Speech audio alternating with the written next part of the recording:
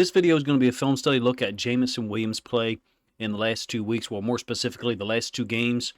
Lions came off a bye, went to the LA Chargers and won 41-38. I thought Jameson Williams had an impact. Touchdown call back on a, in my opinion, really soft penalty called against Taylor Decker, the left tackle. I intend to show you that play. I think Jameson Williams played a pretty good game. Showed the athleticism on that screen pass, number one. Number two, gets used on a deep over concept. Basically, him and Amon-Ra St. Brown seem to exchange route responsibilities. I called for that, I think, 3 weeks ago in a film study that I did after the Lions came to Baltimore and lost to the Ravens. That Jameson Williams needed to be used on some of those routes over the middle of the field that Amon-Ra St. Brown specializes in. Josh Reynolds to a certain extent as well. But those guys' consistency necessitates that Ben Johnson would utilize them in that manner. Jameson Williams, to this point, hasn't demonstrated that. This season, 8 catches on 17 targets. Certainly doesn't look great. He did have the one big touchdown catch against the Bucs. Couple of opportunities to make plays the next week against the Ravens. I thought he had a huge catch against the Raiders for 22 yards that we're going to show you here. I'm actually going to start the film by looking at some of those plays against the Raiders, particularly this first one.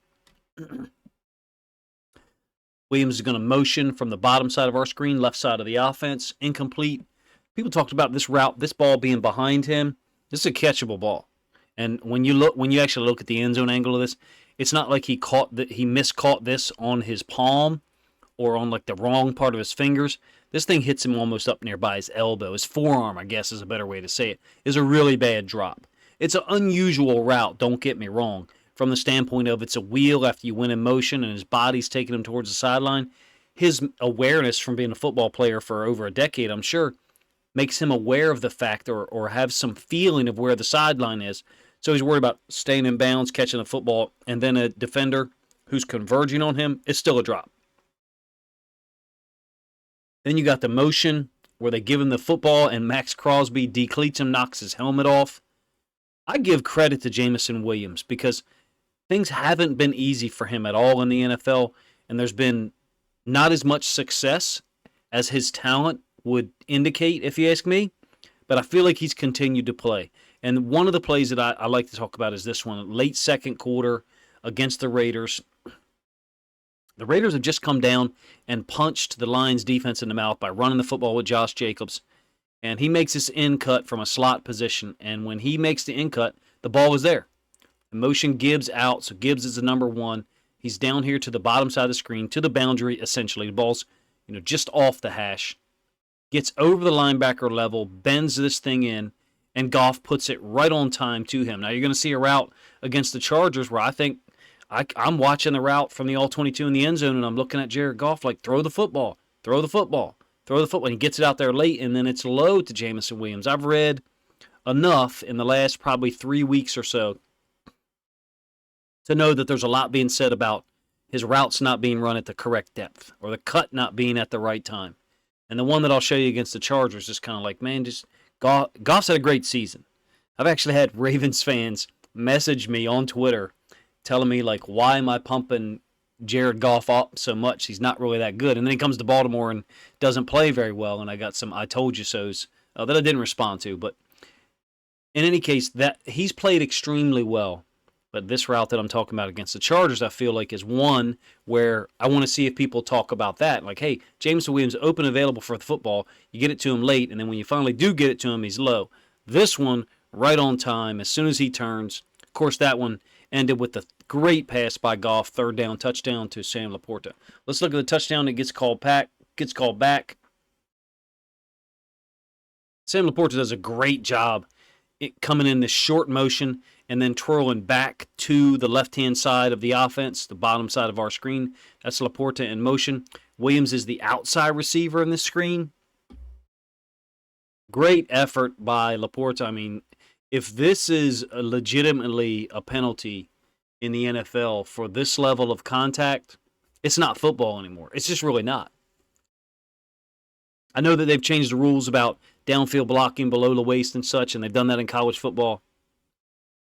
It's a soft game if these are the types of things that are going to be called consistently with the amount of contact that takes place in other situations. Shows you the athleticism of Jameson Williams, though, Unfortunately, that could have been his second touchdown. Should have been his second touchdown, if you ask me, if you're interested.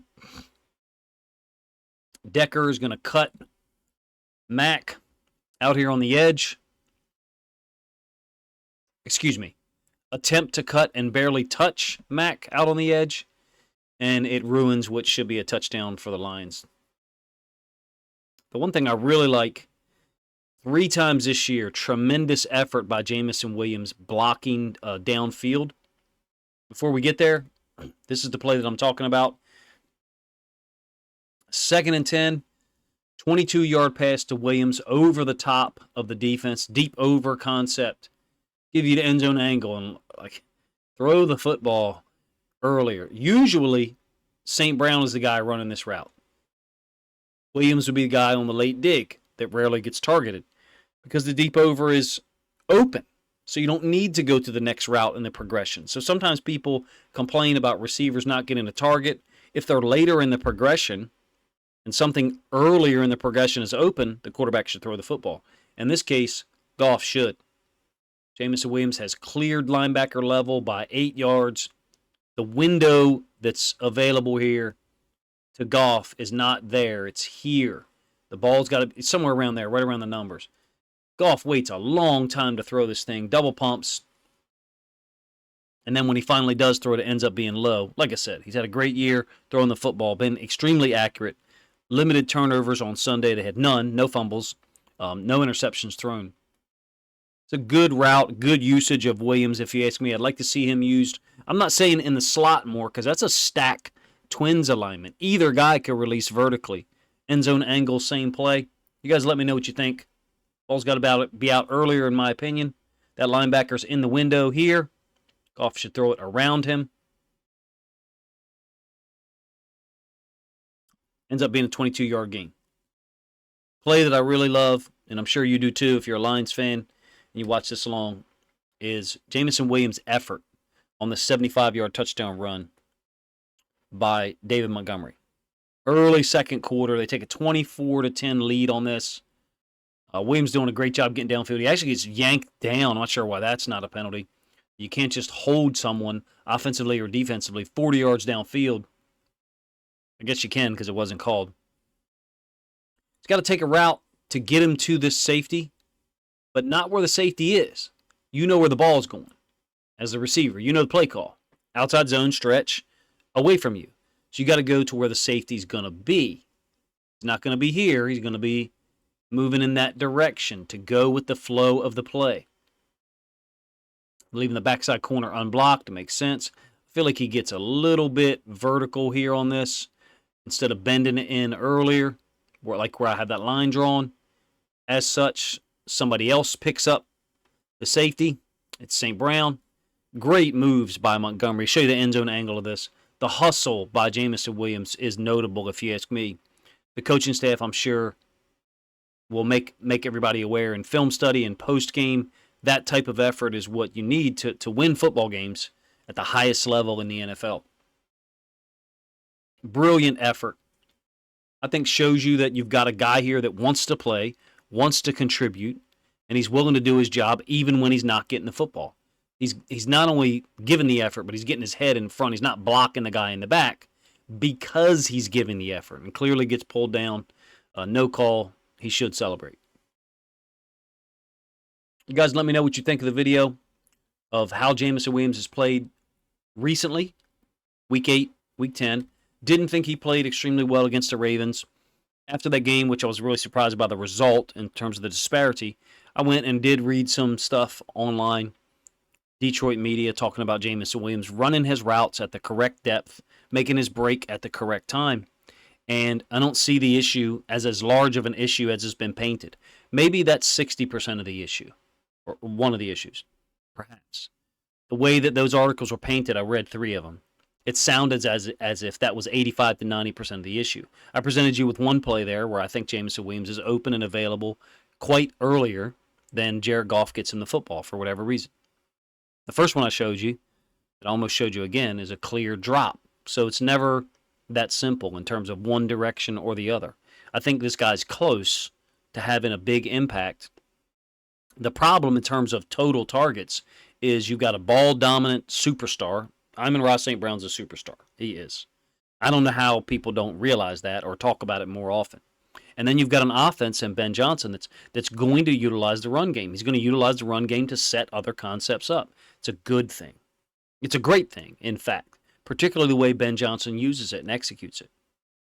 And then you've got a rookie tight end that, at least me personally, I wasn't aware that he was going to be so damn amazing at everything.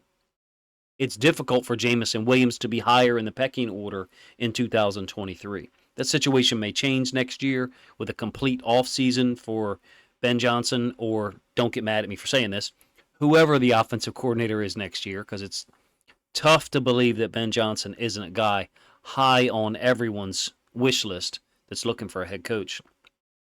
Jameson Williams is a guy, if you ask me, that looks like a 10, 12 touchdown a season guy in terms of the athleticism and what's there.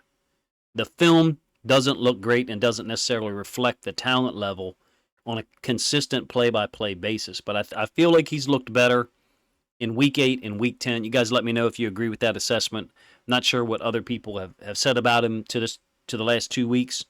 Really didn't get much opportunity to read or take anything in. Once the Ravens and Lions play together in the same week, my time is extremely condensed. Appreciate you guys' time. Let me know what you think of the video in the comment section.